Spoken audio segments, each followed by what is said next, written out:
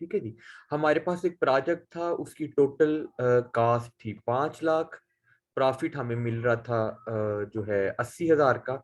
ठीक है, डेप्रिसिएशन भी हमने उसमें 12% ऐड करनी है, और टैक्स चूंकि पे नहीं हुआ हुआ था वो बिफोर टैक्स है, तो टैक्स भी हमने उसमें से निकालना है। क्योंकि टैक्स पे नहीं हुआ हुआ तो टैक्स माइनस करेंगे।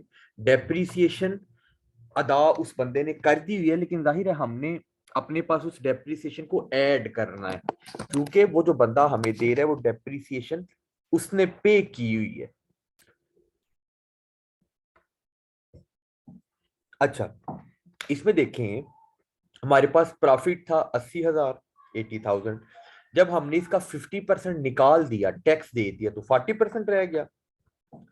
तो हमारे पास जो रियल प्रॉफिट आया वो आ गया 40,000, यानी टैक्स को वो करने के बाद। ठीक है, अब डेप्रीसिएशन उसने कहा था पर एनम, ये भी ऐड करेंगे हम। जो हमारा 50,000 अपना वो बनेगा ना, 40,000, 40,000 हमारा प्रॉफिट आ गया। तो जो 5 लाख हमारी कास्ट थी उसके ऊपर डेप्रिसिएशन कितनी थी, 12% हर साल। तो 50,000 का 12% निकाल लें, सॉरी 5 लाख का 12% निकाल लें, ये जो आपको ये वाला बॉक्स नजर आ रहा है, वो जब 5 लाख का 12% निकालेंगे तो वो 60,000 बनता है।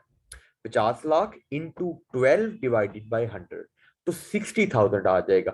तो अब हमारा रियल प्रॉफिट कितना बना, यानी एक ये अमाउंट ऐड करनी है हमारे पास 60,000, तो डेप्रीसिएशन की अमाउंट, क्योंकि हमने नहीं पे करनी होती डेप्रीसिएशन, वो तो वो बंदा ही पे करेगा ना जिसको जो सर लेकिन इन लोगों को ऐड करें। हम्म, तो हमारे पास जो बेटा टोटल प्रॉफिट आ जाएगा ना, या कैश इनफ्लो, वो आ जाएगा जी 1 लाख। वो मैं ऐड कर रहा हूँ, वो साथ साथ हो जाते हैं एक आध मिनट में ना, जो है वेटिंग में वो आ जाते हैं, अभी मैंने ऐड किया है। ठीक है जी। तो हमारा ये बेसिकली 1 लाख रुपया बन जाएगा एनुअल कैश इनफ्लो। ठीक है, अब हमारा एनुअल कैश इनफ्लो भी पता लग गया, और अब टोटल कास्ट भी पता लग गई। ठीक है, टोटल कास्ट, और जब हमें एनुअल कैश इनफ्लो पता लग गया तो फिर हम पे बैक पीरियड निकाल सकते हैं। पहले हमें वो एनुअल प्रॉफिट दे रहा था, ठीक है, लेकिन उसमें डेप्रिसिएशन नहीं थी ऐड हुई हुई, वो हमने ऐड कर दी और टैक्स निकाल दिया। ठीक है, तो हमारा जो टैक्स निकालने के बाद, डेप्रिसिएशन ऐड करने के बाद 1 लाख बन गया। तो अब हमारी टोटल कास्ट कितनी थी, 5 लाख। 1 लाख हम, 5 लाख। हाँ, 1 लाख जो हमारा ये जो प्रॉफिट बना या एनुअल कैश इनफ्लो बना, उससे हम डिवाइड कर देंगे, तो 5 साल हमारे, हमारा पे बैक निकल आएगा। यानी 5 साल के अंदर अंदर हमारी ये 5 लाख की कास्ट पूरी हो जाएगी। ठीक है जी। 5 लाख से 5 साल से ऊपर जो, देखिए ना 5 साल बन रहा है ना पे बैक पीरियड, 5 साल से ऊपर जितनी देर हमारे पैसे वो हमें रिटर्न करता रहेगा ना, वो हमें एनुअल प्रॉफिट जो 80,000 वो कह रहे जी मैं देता रहूंगा, वो हमारे लिए प्रॉफिट ही होगा। 5 साल में हमारी कीमत पूरी हो जाएगी, जो हमने 5 लाख कास्ट लगानी है या 5 लाख उसको देना है प्रोजेक्ट के लिए। बात समझ आ रही, फॉलो कर रहे हैं बात को? Yes sir. ओके जी। अब ये एक मिसाल आपको मैं थोड़ी सी मुश्किल मिसाल करा देता हूँ, ये वाली प्रॉब्लम। ठीक है, अहम है, इस तरह की वो आ जाती होती है। अब इसमें देखिए, आपके सामने जो प्रॉब्लम जिसको मैंने वो सिलेक्ट किया हुआ है, उसमें 2 मशीनें दे रहा है। कहता है कोई भी एक जैसे डार्सन लिमिटेड है, या आपकी गोल्डन इंडस्ट्रीज लिमिटेड, कोई भी XYZ लिमिटेड कंपनी है, is producing articles mostly bye manual labour and is considering replacing it by machine. वो कहता है जी, फर्ज करें कि छुरियां चाकू हाथ से बनाते थे, अब हम उन्हें मशीन पे बनाने लगे। ठीक है, एक वो, अब वो कहता है जब मशीन पे बना रहे हैं ना, there are two alternative methods available, 2 तरीके अवेलेबल हैं। फर्ज करें 2 मशीन्स अवेलेबल हैं, M और N। Prepare a statement of profitability showing pay back period of each machine from the following information. अब वो कह रहा है कि 2 मशीनें हैं, वो कौन सी मशीन होगी आपको यूज करनी चाहिए। आप जब एक प्रॉफिटेबिलिटी शो कर देंगे ना, तो जिसकी प्रॉफिटेबिलिटी ज्यादा हुई वो मशीन हम यूज कर लेंगे। अब देखिए ये अभी क्वेश्चन है, अभी आंसर नहीं है। हमें वो पर्टिकुलर्स यानी डिटेल एक तरफ दे रहा है, एक तरफ मशीन एम, एक तरफ मशीन एन। देखिए कह रहे जी एस्टिमेटेड लाइफ जो है मशीन एम की 4 साल है, यानी 4 साल के बाद वो मशीन नाकारा हो जाएगी, लेट सपोज। दूसरी मशीन एन जो है उसकी कितनी, वो कितने साल काम कर सकती है जी? 5 साल काम कर सकती है। ठीक है, फिर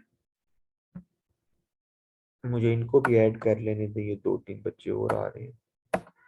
अच्छा, उसके बाद जी एस्टिमेटेड सेविंग इन स्क्रैप, यानी कुछ जो सेविंग भी कर सकते हैं आप, यानी उसके फ्यूल से या वैसे स्क्रैप से मुराद है ओवरऑल उसकी जो जो चीज वैसे तो स्क्रैप कहते हैं नकारा हो जाना, कोई चीज जब इस्तेमाल के काबिल नहीं रहती। ठीक है, तो हम जो स्क्रैप की शक्ल में भी सेविंग कर रहे हैं, फॉर एग्जाम्पल 4 साल बाद ये मशीन 5,000 की बिक जाएगी और ये हमें 8,000 रुपया दे देगी, ये भी एक तरह की हमारी सेविंग है जो हम मशीन एन से लेंगे, 8,000 और मशीन एम से 5,000। फिर estimated saving in direct wages, यानी जो पहले हम लेबर हैंड से, हाथों से लोगों से काम करवा रहे थे, जब हम मशीनों से करवाएंगे तो 60,000 रुपया हमारा बच जाएगा वेजेस की शक्ल में मशीन एम से। अगर मशीन एन यूज करते हैं तो वो 80,000 रुपया बचाएगी। समझ आ रही बात की? Yes sir. ठीक है, फिर है जी एडिशनल कास्ट ऑफ मेंटेनेंस, उनकी मेंटेनेंस पे, उसकी साफ सुथराई पे, उसकी फ्यूलिंग वगैरह पे, या उसकी उसकी रनिंग अच्छी रहे उससे। तो जो कास्ट ऑफ मेंटेनेंस है वो 8,000 रुपये कास्ट आती है मशीन एम की, और 10,000 रुपये का खर्चा मशीन एन पे आता है। अच्छा, फिर एडिशनल कास्ट ऑफ सुपरविजन, उसके ऊपर एक बंदा भी रखना है जो मशीन को प्रॉपर टाइम पे चलाए, प्रॉपर टाइम पे ऑफ करे। तो वो जो होगी सुपरविजन की कास्ट मशीन एम की 12,000 है, और जो मशीन नंबर एन है उसके ऊपर 18,000 कास्ट आती है। 1,800 नहीं है ये, 18,000 है। इस ये नौ, ठीक है, 18,000 इसके ऊपर कास्ट आ गई। ये तो हो गई जो है वो, तो ये कौन मैसेजेस कर रहा है, गेटिंग बोर्ड और सबीन फातिमा। अच्छा, ठीक है जी, तो ये हमारी कास्ट ऑफ सुपरविजन। अब ये बेसिकली स्टेटमेंट आपके सामने आ गई, अब इसको सॉल्व कर लेते हैं। देखें जी, एस जी एस्टिमेटेड सेविंग पर एनम स्क्रैप की शक्ल में पहले सेविंग निकाल लें, फिर खर्चे निकाल लें और फिर उनको टोटल कर लेना। सेविंग्स पहले देख लेते हैं। मशीन एम हमें 5,000 रुपया दे रही है स्क्रैप की शक्ल में, ऐसी है ना, ये देखिए ऊपर ये जो मैंने पर्पल किए हुए जी हैं। सर। और मशीन एन कितनी दे रही थी सेविंग के केस में? 8,000, ये 8। 8 साल। ठीक है, अच्छा, और जो और क्या सेविंग थी, सेविंग नंबर 2 ये थी, एक तो ये स्क्रैप वाली सेविंग थी, दूसरी सेविंग जो हमारी वेजेस की शक्ल में जो हम उजरत देते थे मजदूरों को, अब वो मशीन से जी। बचत हो रही है। अच्छा जी, तो वेजेस में सेविंग मशीन एम 60,000 की सेविंग दे रही थी हमें, मशीन एन थोड़ी सी ज्यादा सेविंग दे रही थी, 80,000। 8।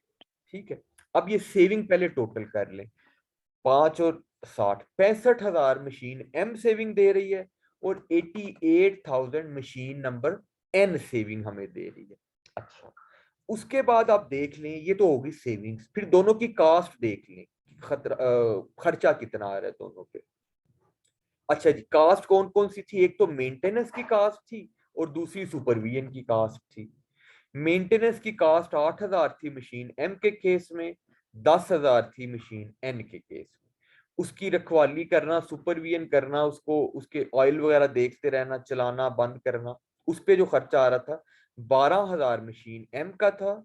और इसी तरह ऊपर भी देखें 18,000, ये ऊपर मैंने ये भी बताया हुआ, ये जो 18,000 मशीन मशीन एन का। एन का था। ठीक है जी, तो अब दोनों टोटल आप इन दोनों को भी कर लें कि हमारा टोटल कास्ट कितनी होगी, 8,000 और 12,000, 20,000 टोटल कास्ट हो रही है मशीन एम के केस में अगर यूज करते हैं। और अगर मशीन एन को यूज करते हैं तो 10,000 और 18,000, 28,000 हमारी कास्ट मशीन नंबर एन के केस में हो रही है। ठीक है, अब हमने देखना है कि हमारे पास टोटल सेविंग भी आ गई, टोटल कास्ट भी आ गई। इसके बाद क्या करेंगे, नेट सेविंग या एनुअल कैश इनफ्लो, वो कैसे पता चलेगा? नेट सेविंग क्या होगी? हम कास्ट माइनस कर देंगे, अपने खर्चे माइनस कर देंगे अपनी सेविंग में से। ठीक है जी। मशीन एम के केस में 65,000 सेविंग थी और खर्चा 20,000 था। 65,000 में से ये टोटल सेविंग में से ये टोटल खर्चे निकाल देंगे तो 45,000 आंसर आ जाएगा। Are you getting this? Sir ये यस रिपीट सर। करें। देखें, हमारे पास दो चीजें आ गई। अब मैं इनको हाईलाइट कर रहा हूं साथ साथ। ये टोटल सेविंग बन गई दोनों की, ये टोटल कास्ट बन गई दोनों की, जिनको मैंने भी येलो हाईलाइट किया। अब हमने देखना है कि हमारी कास्ट ज्यादा है या सेविंग ज्यादा है। नेट सेविंग हम देखेंगे पहले, यानी टोटल सेविंग कितनी हो गई। टोटल सेविंग ये वाला बॉक्स जिसको मैंने अभी पर्पल हाईलाइट किया है। ठीक है, तो ये मशीन एम के केस में टोटल सेविंग 65,000 थी, टोटल कास्ट कितनी थी 20,000। तो 65,000 में से 20,000 निकाल दें तो कितना आ गया, 45,000 ही आ गया ना। Yes sir. हाँ, और ये सेविंग है क्योंकि कास्ट कम है ना, कास्ट तो 20,000 है। ये देखिए, कास्ट 20,000 है, सेविंग 45,000 है। ये मशीन एम का केस चल रहा है। अब मशीन नंबर एन का केस, मशीन नंबर एन के केस में आप देखें टोटल सेविंग 88,000 थी, टोटल कास्ट जो बनी थी सुपरविजन की और मेंटेनेंस की, ये दोनों कास्ट मिला के वो 28,000। अब 88,000 में से 28,000 माइनस कर दें तो टोटल सेविंग 60,000 बन रही है इसके केस में, मशीन एंड के केस में। समझ आ रही है? Yes sir. ठीक है, ये टोटल सेविंग थी, ये टोटल कास्ट है, ये आंसर आ रहा है 88,000 में सेविंग में से कास्ट माइनस किया 60,000। अब हमारे पास ये जो टोटल सेविंग है ना, यही बेसिकली इनफ्लो भी है। ठीक है, अब मशीन नंबर एम के केस में टोटल इनफ्लो आ रहा है हमारे पास 45,000, मशीन नंबर एम के केस में सॉरी 45,000, मशीन नंबर एन के केस में कितना आ रहा है जी, 60,000 हमारा बना। ठीक है जी, ऐसे ही है ना। Yes sir. ठीक हो गया। अच्छा, अब हमारा जस्ट आखिरी ये है, उसके बाद एडवांटेजेस हम देख लेंगे कि कौन सी मशीन अच्छी है। ठीक है, ओवरऑल मशीन दोनों में से कौन सी अच्छी है, तो हम देख लेंगे कि एक का हमारे पास 2 साल, दूसरे का 3 साल। किस तरह से जी, ये देखें, हमारे पास 45,000 आया था और एक का हमारे पास 60,000 आया था। एक का 90,000 डिवाइडेड बाय किस तरह जी, पे बैक पीरियड क्या है, initial outlay divided by annual cash inflow. आवाज ठीक आ रही ना मेरी आपको? Yes sir. हाँ, नेट सेविंग आर वो हमारे पास, तो पे बैक पीरियड क्या था, इनिशियल आउटले क्या था जी मशीन नंबर एन के केस में, ऊपर जो क्वेश्चन में दिया। स्टार्ट पे था वो हमारे पास 90,000 था। हाँ, कास्ट इनिशियल 90,000 थी और divided yes by sir. Cash inflow 45,000 था। तो 90,000 डिवाइडेड बाय 45, तो इसका पे बैक पीरियड आ गया मशीन एम का 2 साल। ठीक है, यही फार्मूला है ना हमने पढ़ा हुआ, पे बैक पीरियड क्या होता है, cost divided by annual cash inflow.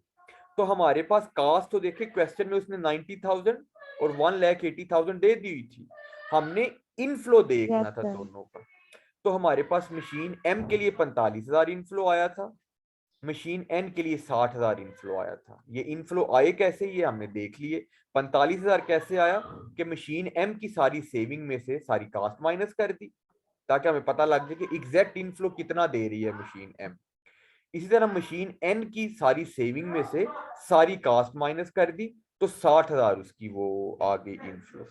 इसी तरह जब मशीन एन का हमने पे बैक पीरियड निकालना है तो उसकी कास्ट कितनी थी, ऊपर क्वेश्चन में दी हुई 1,80,000।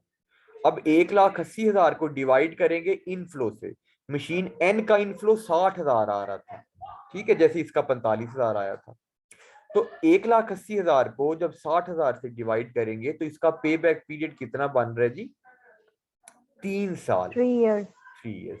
तो इस वजह से इन दोनों में से कौन सी मशीन बेहतर है यूज करना, वो बेहतर है मशीन नंबर एम। 3 इयर्स वाली। हाँ, नहीं ना ना ना ना ना 2 इयर्स वाली जो कम तो टाइम में, 3 years.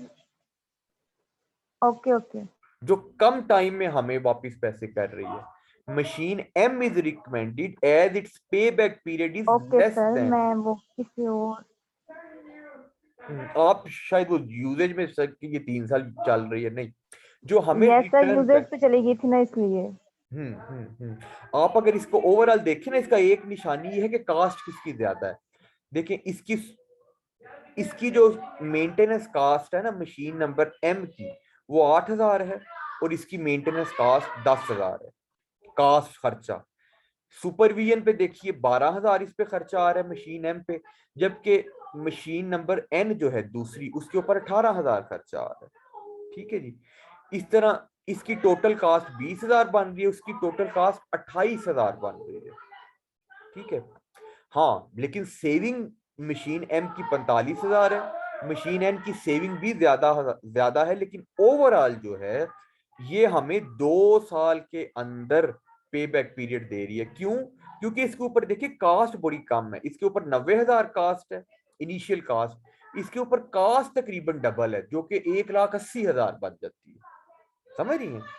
तो कास्ट ओके सर, आई इसकी डबल है अंडरस्टैंड. तकरीबन। हाँ, तो ये जो 2 साल वाली मशीन है, जो 2 साल में हमें 90,000 वापिस कर देगी। ठीक है, 90 देखे ना, 1 साल में उसने हमें प्रॉफिट 45,000 दिया, वो 2 साल में हमें 90,000 वापिस कर देगी ना, क्योंकि इसके ऊपर कास्ट नब्बे यस हजार आई सर. हुई थी। ये देखें, ये हमें 1 साल में प्रॉफिट 60,000 दे रही है, लेकिन कास्ट इसके ऊपर 1,80,000 आई। यस ठीक है, सर. तो ये 1,80,000 और 2 years में अगर. हम्म, हाँ ठीक है. और ये तीन आगे साल में एक समझते. लाख अस्सी हजार हमें दे रही है। अगर 1 साल में 60 दे रही है तो 2 साल में 1,20, 3 साल में 1,80। तो ठीक है, ये हमें 1,80,000, 1,80,000 हम हमारा इस पे समझ लें वापिस आएगा 3 साल में, जो हमने 1,80,000 इस पे लगाना था, उसकी बजाय हम 90,000 क्यों ना लगा लें। आल्दो कि वो मशीन 4 साल चलेगी, यस सर. लेकिन मशीन और एम जो है कॉस्ट भी वो कम. 5 साल चलेगी, लेकिन उसकी कास्ट डबल है। 1 साल ज्यादा तो चलेगी, लेकिन कास्ट भी डबल है। Are you getting it? ये वाली कास्ट। Yes sir. ठीक है। तो हम जब आप रिकमेंड करेंगे एज अ फाइनेंशियल मैनेजर या एज अ फाइनेंस एक्सपर्ट, तो आप कहेंगे भाई आपको मशीन नंबर एम ये वाली यूज करनी चाहिए। ठीक है। क्यों? क्योंकि आप 2 साल में अपना 90,000 जो इस पे लगा रहे हैं, ये जो कास्ट 90,000 लगाई थी ना, ये पूरी कर लेंगे। ठीक हो गया? बात समझ आ गई यहां तक? Yes sir.